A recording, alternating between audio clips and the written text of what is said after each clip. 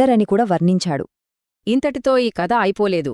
ఆ తర్వాత జరిగిన సంఘటనలు ఈ రాజకీయ నాటకాన్ని ఒక అతీంద్రియ రహస్యంగా మార్చేశాయి.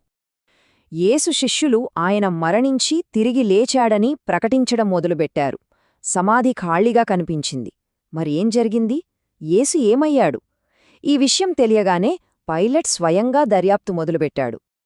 ఈ దర్యాప్తులో కీలకంగా మారింది రోమన్ గార్డ్ల కెప్టెన్ సాక్ష్యం. అతను చెప్పిన విషయాలు నమ్మశక్యంగా లేవు. సమాధి చుట్టూ ఒక అద్భుతమైన కాంతి వచ్చిందని, చనిపోయినవాళ్లు కనిపించారని, గాలిలో సంగీతం వినిపించిందని, ఇలా ఎన్నో వింతలు జరిగాయని చెప్పాడు. శిష్యులు దొంగిలించారని అబద్ధం చెప్పమని యాజకులు డబ్బు ఇవ్వజూపినా అతను నిజనే చెప్పాడు.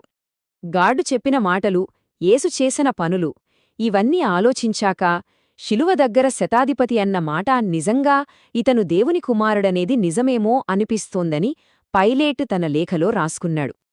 సరే, మరి ఈ లేఖ నిజంగా పైలట్ రాసిందేనా, లేక తరువాత కాలంలో ఎవరైనా సృష్టించారా? ఏది ఏమైనా ఒక చారిత్రక సంఘటనను అందులో కీలక పాత్ర పోషించిన ఒక వ్యక్తి కోణం నుంచి చూడటం అనేది చాలా ఆసక్తికరమైన విషయం. ఒకే సంఘటనను వేరువేరు వ్యక్తులు ఎంత భిన్నంగా చూస్తారో చెప్పడానికి ఇది ఒక చక్కటి ఉదాహరణ.